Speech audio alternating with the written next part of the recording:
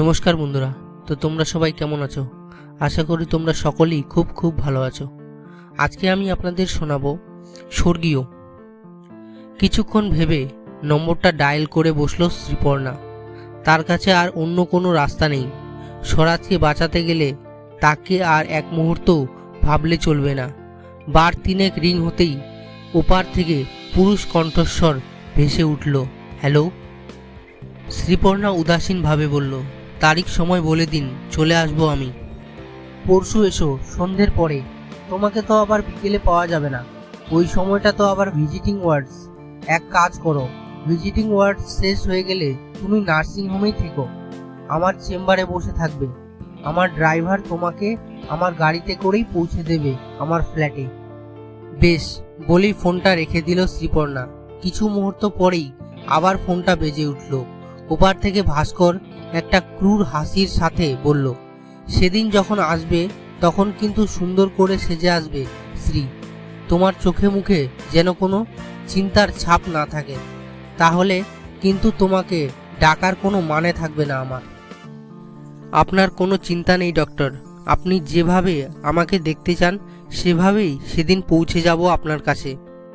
দুদিন বাদে একটা লাল শিফন শাড়ি পরে, চেহারায় হালকা মেকআপ করে, একটা লম্বা বেনিতে রজনীগন্ধার মালা লাগিয়ে যখন স্বরাজের সাথে দেখা করতে এলো শ্রীপর্ণা, তখন তাকে দেখে মুগ্ধ হয়ে চেয়ে রইল স্বরাজ। আজ যেন স্বর্গের অপ্সরা লাগছে শ্রীপর্ণাকে। অপরূপ চেহারার সাথে একঢাল লম্বা চুল শ্রীপর্ণার লাবণ্যকে আরো বাড়িয়ে তোলে। ঈশ্বর তার ভাগ্যে শ্রীপর্ণার ভালোবাসা উজাড় করে দিয়েছেন বলে ঈশ্বরকে সবসময় ধন্যবাদ জানায় স্বরাজ। না হলে কোথায় শ্রীপর্ণা আর কোথায় স্বরাজ? এ যে বাদরের গলায় মুক্তের মালা। শ্রীপর্ণা RMO ডক্টর বিশ্বাসের সাথে কথা বলে স্বরাজের কাছে এসে বসলো। স্বরাজ বলল, আজ বহুদিন বাদে তোমাকে এত সুন্দর লাগছে শ্রী। কি বলবো তোমায়, আমার সেবা করতে করতেই তোমার শ্রী হারিয়ে গেল। মাঝে মধ্যে নিজেকে বড় অপরাধী মনে হয় তোমাকে বিয়ে করে তোমার জীবনে সর্বনাশী ডেকে এনেছি আমি। শ্রীপর্ণা দুধের গ্লাসে হরলিক্স মেশাতে মেশাতে বলে, আমাকে জিজ্ঞেস করো রাজ, আমি তোমার সাথে কতটা সুখে আছি। যদি না এই টিউমারটা আমার ব্রেনের মধ্যে গজিয়ে উঠত, তাহলে বোধহয় আজকের এই দিনটা আমাদের দেখতে হতো না, তাই না শ্রী? ছাড়ো তো এসব কথা, অসুখ সবার হয়, তার জন্য লড়তেও হয় সবাইকে। আর ডক্টর ভাস্করের মতো মানুষ যখন তোমার অপারেশনের দায়িত্ব নিয়েছেন, তখন আর চিন্তা কিসের আমাদের? ডক্টর ভাস্কর দত্তকে সবাই ভগবান বলে ডাকে। ওনার হাতে জাদু আছে নাকি? শতকরা 90% অপারেশন ওনার হাতে সাকসেস পায়, তাহলে আর ভয় কিসের আমাদের? স্বরাজ হরলিক্সে চুমুক দিতে দিতে অন্যমনস্ক হয়ে বলল, আমার অপারেশন উনি কেন বিনা পারিশ্রমিকে করছেন সেটাই ভেবে পাচ্ছি না। আমাকে বাঁচিয়ে ওনার লাভটা কি হবে? জীবনের সব হিসেব খাতায় কলমে কষে মেলানো যায় না রাজ। হয়তো তোমার অপারেশনটা করে জীবনের কোনো একটা চ্যালেঞ্জ জিতে যেতে চান উনি। আমাদের ওসব ভেবে কি লাভ? শ্রীপর্ণার দিকে তাকিয়ে এবার স্বরাজ বলল, আজ কোথাও যাবে তুমি শ্রী? এত সুন্দর করে সেজেছ যে আজ? শ্রীপর্ণা একটু সংকুচিত ভাবে উত্তর দিল, হ্যাঁ, আজ আমার এক স্কুলের বন্ধুর বিয়ে আছে। বউ হাতের পরের দিনই আমার সেই বন্ধু বিদেশ চলে যাচ্ছে নিজের স্বামীর সাথে। হয়তো আর কখনো দেখা হবে না, তাই ওর বিয়েতে উপস্থিত থাকার অনুরোধটা আর ফেলতে পারলাম না গো। তোমার এখান থেকেই সোজা ওখানে যাব।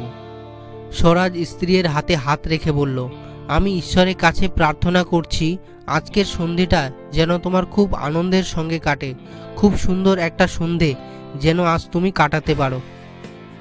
ডক্টর ভাস্করের কথা মতো তার ড্রাইভার শ্রীপর্ণাকে নিয়ে এলো ডক্টর ভাস্করের নিউ টাউনের ফ্ল্যাটে।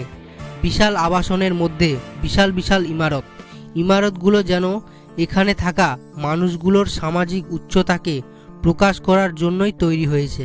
শ্রীপর্ণাকে ডাক্তারের ফ্ল্যাটে পৌঁছে দিয়ে তার ড্রাইভার চলে যায়, কারণ শ্রীপর্ণার বাড়ি ফেরার কোনো সময় নির্দিষ্ট নেই আজ যতক্ষণ খুশি ডক্টর ভাস্কর নিজের কাছে শ্রীপর্ণাকে বেঁধে রাখতে পারেন, যত খুশি আদর করতে পারেন শ্রীপর্ণাকে, যত খুশি আদর পেতে পারেন শ্রীপর্ণার কাছ থেকে। স্বামীর অপারেশন এই ভগবান তুল্য ডাক্তারের হাতে করানোর শর্ত একটাই, শ্রীপর্ণাকে উজাড় হয়ে নিবেদন করতে হবে ডক্টর ভাস্করের কাছে। একদিনের স্বামী স্ত্রী হয়ে ফুলশয্যার বাসর রঙিন করতে হবে। শ্রীপর্ণা ভাস্করের ফ্ল্যাটে ঢুকতেই দেখল তার পছন্দের ইন্টিরিয়র ডেকোরেশন দিয়ে পুরো ফ্ল্যাটটা সাজানো। একবার এক ম্যাগাজিনে এই ডিজাইনটা দেখে শ্রীপর্ণা তার বাবাকে বলেছিল, কোনোদিন যদি পয়সা করতে পারি তবে এভাবেই সাজাবো আমার বাড়িটা।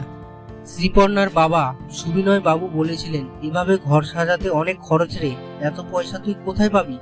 শ্রীপর্ণা ম্যাগাজিনটা থেকে পাতাটা ছিঁড়ে বলেছিল, এটাকে বাদিয়ে আমার ঘরে রেখে দেব আমি যদি নাও পারি তবে আমার বর সাজিয়ে দেবে আমার ঘরকে ঠিক এইভাবেই। শ্রীপর্ণার পুরনো স্মৃতি ভাঙে যখন ভাস্কর বলে ওঠেন, বসশ্রী দাঁড়িয়ে কেন, এই ফ্ল্যাটটা আমার যতটা ততটা তোমারও। এই ফ্ল্যাটটা নিয়েই ছিলাম তোমার জন্য, তোমাকে নিয়ে থাকবো বলে। তাই তোমার বেডরুমে ঝুলিয়ে রাখা ম্যাগাজিনের পাতার একটা ছবি তুলে নিয়ে এসেছিলাম, ভেবেছিলাম তোমাকে সারপ্রাইজ দেব, কিন্তু তুমি তো আমাকে এমন সারপ্রাইজ দিলে। শ্রীপর্ণা আকুতির সাথে বলল, বিশ্বাস করুন, আপনাকে ঠকানোর কোনো ইচ্ছে আমার ছিল না। আমি আমার বাবা মাকে প্রথম থেকেই বলেছিলাম যে আপনাকে বিয়ে করা আমার পক্ষে সম্ভব নয়, কিন্তু আমার বাবা আমার কোনো কথা শোনেননি। আপনার মতো একজন নিউরোসার্জন বিনে পয়সায় কন্যাদায়গ্রস্ত পিতাকে উদ্ধারও করবেন, আবার সেই মানুষটার স্ত্রীর অপারেশনও করবেন নিখরচায়, এমন অফারের লোভ আমার বাবা সামলাতে পারেননি। তাই আমার হাজার আপত্তি থাকা সত্ত্বেও আপনার সাথে আমার বিয়েটা ঠিক করে ফেলেননি। কিন্তু আমি যে স্বরাজকে কথা দিয়েছিলাম আমি ওর হব বলে, আপনার তো কত কিছু আছে জীবনে, নাম যশ অর্থ প্রতিপত্তি পরিবার সব আছে আপনার। আপনি চাইলেই যে কোনো আপনাকে এক কথায় বিয়ে করতে রাজি হয়ে যাবে, কিন্তু স্বরাজের যে আমি ছাড়া কেউ ছিল না।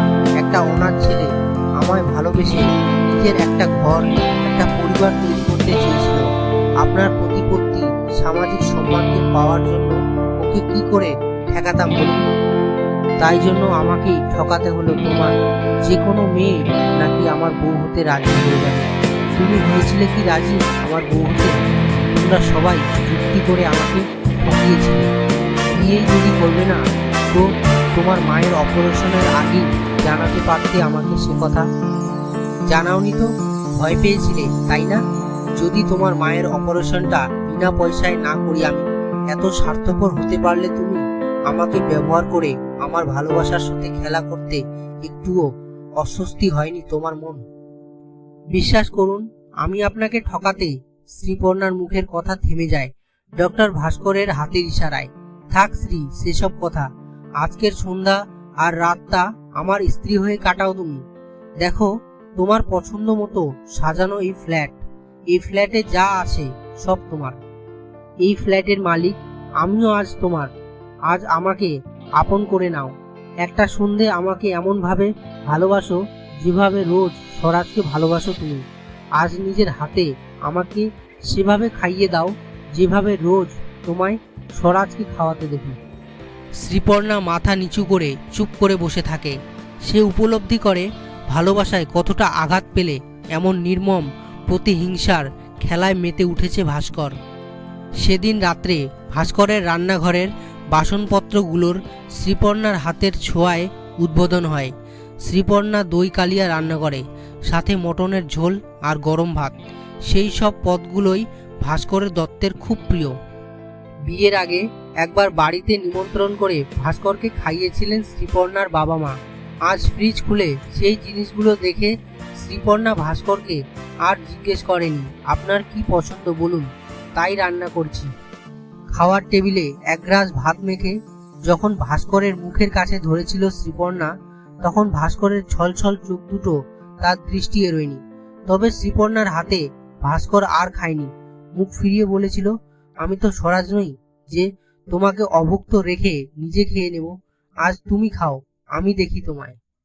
শ্রীপর্ণার গলা দিয়ে নামছিল না ভাতের গ্রাস, তবুও তাকে আজ খেতে হবে। আজ যে সে ডক্টর ভাস্করের হাতের পুতুল, যন্ত্রের মতো তার ইশারায় আজ সারা সন্ধে আর রাত তার সাথে কাটানোই হলো স্বরাজের অপারেশনের ফিস। আজ নিজেকে যতটা পারবে নগ্ন করে দেবে শ্রীপর্ণা। আজ তার শরীর মন চরিত্রকে নিষ্পাপ রাখার চেয়েও বেশি দামি স্বরাজের বেঁচে থাকা। খাওয়ার পরে ভাস্কর শ্রীপর্ণাকে নিয়ে যায় শোবার ঘরে। তাকে ঘরে নিয়ে যেতেই শ্রীপর্ণা দেখে তার এক বিশাল ছবি বিছানার মাথার কাছে দেওয়াল জুড়ে টাঙানো। বিছানায় শ্রীপর্ণাকে বসিয়ে তার দু কাঁধে হাত রাখে ভাস্কর। ভয়ে লজ্জায় চোখ বন্ধ করে ফেলে শ্রীপর্ণা। মনে মনে সে ক্ষমা চায় স্বরাজের কাছে, তার শরীরটা এভাবে ভাস্করের কাছে বিলিয়ে দিচ্ছে বলে। দু চোখ দিয়ে তার জল বেরিয়ে আসে। ভাস্কর শ্রীপর্ণার চোখের জল মুছিয়ে দিয়ে বলল, চোখ খোলো শ্রী, তোমার আপনি আমি নষ্ট করবো না, ভয় পেও না প্লিজ। আমার এই ঘর, এই বিছানা, এই ঘরের সব কিছু সাজিয়েছিলাম শুধু তোমার জন্য।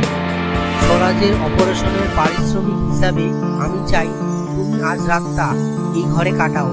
এই ঘরটা একটা রাতের জন্য হলেও তোমায় অনুভব করুক একটু। শ্রীপর্ণা অবাক হয়ে তাকিয়ে থাকে ভাস্করের দিকে, তারপরে স্ফুটে বলে ওঠে, আমি আপনাকে। দরজাটা বন্ধ করে শুয়ে পড়ো শ্রী, অনেক রাত হয়ে গেছে। কথাগুলো বলেই ঘর থেকে বেরিয়ে যান ডক্টর ভাস্কর। এরপরে কেটে গেছে আরও 7-8 মাস। ডক্টর ভাস্করের হাতের গুণে স্বরাজের মাথার টিউমার একেবারে গোড়া থেকে নিপাত গেছে। অপারেশনের পরে নার্সিংহোমের বাকি বিলটুকুও ডক্টর ভাস্কর নিজের পকেট থেকে দিয়েছেন। ডক্টর ভাস্করের এমন জনদরদি ভূমিকায় কেউ প্রশ্ন তোলেনি, কারণ এমন জনদরদি কাজ ডক্টর ভাস্কর দত্ত মাঝে মধ্যেই করে থাকেন। অকৃতদার মানুষ হলে যা হয় আর কি। স্বরাজ এখন আবার স্বাভাবিক জীবনে ফিরে এসেছে। আগের মতোই চাকরি করছে সে। তার পরিবারে এখন খুশির হাওয়া বইছে, কারণ শ্রীপর্ণা মা হতে চলেছে। মৃত্যুর সাথে লড়াই করে স্বামী স্ত্রী দুজনেই মনে হয়েছে সংসারে কম বেশি অভাব থাকবেই, তবে জীবনকে আরও সুন্দর করে উপভোগ করতে তাদের জীবনে একজন নতুন কারোর আসার প্রয়োজন আছে। তাতে ভালোবাসার বন্ধন আরও দৃঢ় হয়ে উঠবে। একদিন অফিস থেকে ফেরার পথে বাস স্ট্যান্ডে দাঁড়িয়ে আছে স্বরাজ। ঠিক এমন সময় নিজের বলেনো গাড়িটা নিয়ে তার সামনে এসে দাঁড়ান ডক্টর ভাস্কর দত্ত। গাড়ির দরজা খুলে স্বরাজকে বলেন, উঠে আসুন স্বরাজবাবু, আপনাকে আমি বাড়ি অবধি পৌঁছে দিচ্ছি। সেদিন গাড়িটা ডক্টর ভাস্কর নিজেই চালাচ্ছিলেন, তাই ডক্টর ভাস্করের পাশের সিটটাতেই বসল স্বরাজ। ডক্টর ভাস্কর বললেন, এখন কেমন আছেন বলুন। আপনার দয়াতেই তো সুস্থ হলাম ডক্টর ভাস্কর, না হলে আপনার মতো এত দামি ডাক্তারের কাছে অপারেশন করানোর দাম আমাদের ছিল নাকি? আপনার অপার করুণায় আবার এই জীবন ফিরে পেলাম আমি। ডক্টর ভাস্কর কিছুক্ষণ চুপ করে থাকলেন, তারপরে বললেন, আপনি বিশ্বাস করেন স্বরাজবাবু, পৃথিবীতে বিনা পয়সায় প্রাণ ফিরে পাওয়া যায়? আপনি আমাকে যতটা ভগবান ভাবছেন, আমি কিন্তু ততটা ভগবান নই। জানি আপনার শুনলে খারাপ লাগবে, তবু একটা কথা আপনার জেনে রাখা ভালো। আপনার সাথে শ্রীপর্ণার বিয়ে হওয়ার আগে আমার সাথে তার বিয়ে ঠিক হয়েছিল। ওর মায়ের অপারেশন, ট্রিটমেন্ট সবকিছু আমিই করেছিলাম, কারণ ওকে বিয়ে করব বলে। কিন্তু আমায় ফাঁকি দিয়ে শ্রী আপনার সাথে পালিয়ে যায়। তাই সময়ের আবহে যখন আপনার জন্য শ্রী ছুটে আসে আমার কাছে, তখন সেই সুযোগের সদ্ব্যবহার করি আমি। একটা পুরো রাত আপনার স্ত্রী আমার ঘরে কাটায় আপনার অপারেশন করার জন্য, সেটাই দাম ধরেছিলাম আমি। হতে পারে আপনার ঘরে যে সন্তান আসছে সে আমারই দানের ফল। স্বরাজ কিছুক্ষণ চুপ করে থাকলো, তারপর ঠোঁটের কোণে একটা স্নিগ্ধ হাসি এনে বলল, আমার সন্তান আপনারই দানের ফল ডক্টর দত্ত, সেটা আমি জানি। আপনি আমাকে সম্পূর্ণ সুস্থ না করে তুললে আমি আবার স্বাভাবিক জীবনে ফিরে আসতে পারতাম না, আবার সংসার চালানোর মতো অবস্থায় পৌঁছতে পারতাম না, আবার ভালোবেসে স্ত্রীর মধ্যে মিশে যেতে পারতাম না। আমি জানি না আপনার সাথে স্ত্রীর কোনো শারীরিক সম্পর্ক হয়েছে কিনা, তবে এটুকু জানি এমন কোনো সম্পর্ক হলেও সেই সম্পর্কে কোনো ভালোবাসা ছিল না। সেটা স্ত্রীর তরফ থেকে আমার অপারেশনের জন্য আপনাকে দেওয়া ফিস ছিল। আমি জানি নিজেকে নিঃশেষ করে দেবার সেই মুহূর্তেও স্ত্রীর মন জুড়ে শুধু আমিই ছিলাম। তাই আমার স্ত্রী আমার চোখে আজও নিষ্কলঙ্ক। তার শরীরকে আপনি অপবিত্র করতে পারেন ব্ল্যাকমেল করে, কিন্তু তার মনকে আপনি ছুঁতে পারেননি। তাই যে সন্তান আসছে সে আমার ভালোবাসার সন্তান, সে কখনোই আপনার নয়। স্বরাজের বাড়ির সামনে গাড়িটা দাঁড় করিয়ে ডক্টর ভাস্কর বললেন, আজ বুঝলাম কেন শ্রীপর্ণা আমাকে বাদ দিয়ে আপনাকে ভালোবেসেছিল, কেন আপনাকে বাঁচাতে আমার কাছে নিজেকে সমর্পণ করতে চেয়েছিল। সত্যি আপনাদের ভালোবাসা ঐশ্বরিক। সেখানে আমার মতো মানুষের ভালোবাসার কোনো দাম নেই। আমি আপনার মতো ঈশ্বর হতে পারিনি, তাই মানুষ হয়ে নিজের মনের ইচ্ছে পূরণ করেছিলাম। যে ঘরটা পরম যত্নে শ্রীপর্ণার জন্য সাজিয়েছিলাম, সেই ঘরে একটা রাত জেদ করে আটকে রেখেছিলাম শ্রীপর্ণাকে। কিন্তু শ্রীপর্ণার শরীর আমি স্পর্শ করিনি। ওকে যে আমিও ভালোবাসি, কি করে নিজের ভালোবাসাকে কলঙ্কিত করতাম বলুন? শ্রীপর্ণার ভালোবাসা খাঁটি, সেটা আমি বুঝে গেছিলাম। কিন্তু আপনি শ্রীপর্ণার কতটা যোগ্য সেটাই যাচাই করলাম। দেখলাম আপনার চেয়ে আর কেউ বোধহয় শ্রীপর্ণার ভালোবাসার দাবিদার হতে পারে না। চলুন নেমে পড়ুন, আপনার বাড়ি এসে গেছে। শ্রীপর্ণা আপনার জন্য হয়তো অপেক্ষা করে আছে। আপনিও আসুন না আমাদের ছোট্ট ঘরে। কথা দিচ্ছি ডক্টর দত্ত, আপনার আদর যত্নের কোনো ত্রুটি হবে না। ডক্টর ভাস্কর একটু হেসে বললেন, না স্বরাজ, আপনার এই ঘরে স্বর্গীয় অনুভূতি আছে।